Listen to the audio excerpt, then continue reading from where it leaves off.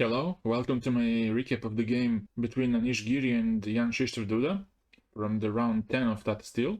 Giri was trying to keep up with Magnus Carlsen because he was half a point behind him, and he went for c4, the first move, after which Duda chose knight f6, knight c3, e6, heading for some Nimzo structures or Queen's Indian structures, depending on what black wants. But also this kind of move order allows white to go for e4 immediately, because black didn't play d5 to stop it. And in the game between Fabiano Caruana and Richard Rappert, black played c5, which allowed white to play e5, and the game continued something like knight g8, d4, takes, and so on and so on. You will see that in the different video. Here black tried to strike in the center with d5, trying to compensate what he didn't do in the previous two moves. Now white has this option of playing e5. Black goes for d4, counter-attacking the knight, and now we have a couple of exchanges, dc3, and here white can also take on g7. For example, this. It's not possible here to keep the symmetry by taking on b2, because after queening you will just have two queens as white, so that's a bummer. So in this case black will probably capture on d2, bishop d2, and the game continues. This was played, this line in particular was played in Chess24 online events. One of these games was between Carlsen and Aronian, and it continued something like this: queen b3, knight c6, knight f3, and the game went on. Nobody had anything special in the position. Black has slightly worse structure, but that's still nothing to be afraid of. In the game, what happened was Giri took with the b pawn, and now queen f6. He continues developing by knight f3, and now c5 by black. Also, a very interesting game was played last year in the Grand Swiss. Ganguly played b6 in this position. The opponent with white pieces was Jordan van Forest, who played c5, a novelty at that time, sacrificing a pawn. And here the best choice was to just continue with bishop b7, which Pranav improved on after in December. Pranav saw this game for sure, and he saw that bishop b7 is the best way to go, to just decline the gambit and continue with his own play. But Ganguly took on c5 here, and after d4, bishop d6, bishop d3, white got the full compensation after h6, bishop e4, c6, castles, and eventually he scored a pretty nice win. He had a really crushing attack on the king side. Let's skip that. Knight f3 and now c5. Fighting for the center, going next for knight c6 and maybe b6. Here Giri plays bishop d3 before he goes for d4. The reason why: he wants to get his bishop first to e4 in case black's bishop gets to d7 and c6, to be able to trade this bishop, because if he delays this operation of exchanging bishops, this bishop might become really bad on e2 or wherever it could be. Duda plays bishop d7 and now bishop e4. I think slightly inaccurate move. It allows black to exchange bishops in time, and maybe it was better to just include rook b1 first, and in case of bishop c6 to go queen e2, and then only bishop e4. And now the difference is that the knight cannot go to c6 immediately, and if bishop goes to d6, bishop e4 now happens, and now it's unpleasant to capture because of b7, because of the pressure on b7 pawn. So maybe it's best to just develop, but after this castling, white has a slight edge because of the better structure. Double pawns on white side are not as vulnerable as black's c6. But Giri played bishop e4, and this allowed black to really comfortably equalize. After queen c2, he took, and now he got knight c6, a big difference between the two lines. Now he got rook b1, but now it was not in time because black manages to castle on the queen side. And now Giri plays d4, using the fact that you cannot capture twice on d4 since queen b7 is a checkmate. After d4, Duda finds a really nice move, queen g6, exchanging queens, and this is more or less forced, because there's no way to defend the queen on e4 without losing the pawn. For example, if you try knight d2, then d4 pawn just hangs. After queen g6, white took, hg, and now we had bishop e3. And now black plays f6, anticipating knight g5, and also he wants to go g5 on the next move to put some pressure on the king side by playing g5, maybe even g4, to make this h2 pawn somewhat isolated. Giri goes for king e2, tries to connect his rooks, and now g5 by black. The same idea I mentioned, and now to stop g4 and putting pressure on the h2 pawn, he plays h3. If he just went for, let's say, rook bd1, then g4 is very unpleasant, and after this, there's this nice rook lift, rook h5. And he might combine two threats, bishop e7, rook a h8, and also to, at some moment, capture on d4 and get on the queen side and attack this pawn on a2. So that's why Giri plays h3, prophylactic move, and now bishop e7 by black. Here we have a very interesting decision by Giri. Now he takes on c5, making his pawns tripled.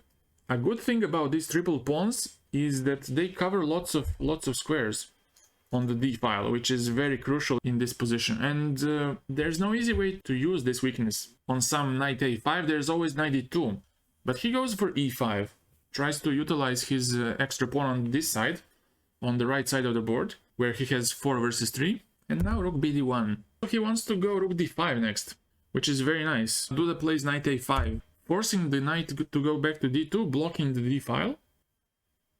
Knight d2, and now rook d7. He tries to double or potentially to play rook c7 to attack the c5 pawn. That's why white plays rook b1, trying to meet rook c7 with rook b5, which could bring back the knight and release some tension from the position. So after this, black tries to somehow dislodge this bishop from e3. He plays f5. He wants to go f4 next to trap the bishop, but the downside of this move is that now his pawn structure becomes less flexible. Black has to be careful about some ideas of undermining this pawn structure by moves like g4, which could potentially weaken the e4 square and allow the knight to jump there. Giri first plays f3. He makes the space for the bishop on f2. f4 would be premature because it would allow knight e4 on the next move, so black just doubles. Now the f4 is a very big threat because the knight on d2 is under lots of pressure. And now Giri plays rook b2, tries to defend the rook. And now if he plays f4, there is bishop f2 and knight jumps to e4 eventually. Maybe not immediately because the c4 is hanging, but at some point probably. After rook b2, black plays rook d3. He enters on the third rank and attacks the c3 pawn. So rook c2 was played, and now bishop f6. He doesn't try anymore to capture the c5 pawn. Now he has other things in mind, like let's say e4, maybe in the next couple of moves to target c3. But also with e4 he would exchange one healthy pawn for this very sick pawn on c3. And now Giri plays g4, tries to maybe create some outpost for his knight on e4. Duda is solid, keeps things solid in the center, and he plays g6. By g6 he is keeping the structure solid, not allowing any jumps to e4. But now the g5 pawn becomes a real weakness in black's position, and it allows white to get some counterplay. Now black played e4, because now the rook on d8 is stuck defending the rook on d3, and there's no way that he can defend also the pawn on g5. And what else can black do? If he does f4, like I said before, this doesn't look too promising because it allows knight e4 next. And let's say to preemptively play Bishop e7, there is knight e4. And now bishop d4 is a big threat, or knight d6, to just make a bridge on the d file and to capture the rook. Let's say knight c4, knight d6, and black is losing the exchange. So maybe after this, the best move is to go back, but it allows knight g5, and white has a extra pawn on the h file, and I don't know how to evaluate this position. Black also has a very good counterplay on the d2. Let's say if he pushes, there is rook d2, takes, he takes on a2. Each pawn is very fast, and I think it will end up in a draw. Because after knight d2, let's say king g2, also black is very clumsy. He cannot save the... he cannot stop the h pawn so easily, so he has to do something like e4, anticipating fe4 by knight e4 and winning the bishop. Also, if white goes h6, there is ef3, and after king g1, there's no knight e4 because there is h7, and the pawn is just running, so maybe rook a1 here, and after king h2, knight f1, king h3, but there is knight e3, threatening checkmate in 1. If bishop captures again, you give a check, like this, and if king g4, then you take, and you have two pawns, and eventually white has to give up the h6 pawn, which ends up in a draw. Also, if you go back to h2, black can repeat by knight f1, but this was a lot complicated than what happened in the game. After rook g1, black just pulled the trigger and played e4. Now bishop g5 by Giri, and they exchanged. He played e3, and now the question is, where does the knight go? If it goes to f1, it's a really passive and very sad square, because black just takes on c4 and threatens f4 himself. So white has to play something like f4, but it's a very tough position. Let's say this, and you just capture on c3. It's a very unpleasant position, and in case of this, I think there is something like knight b5. If this knight c3, which is also very unpleasant, maybe white is even forced to give up the exchange.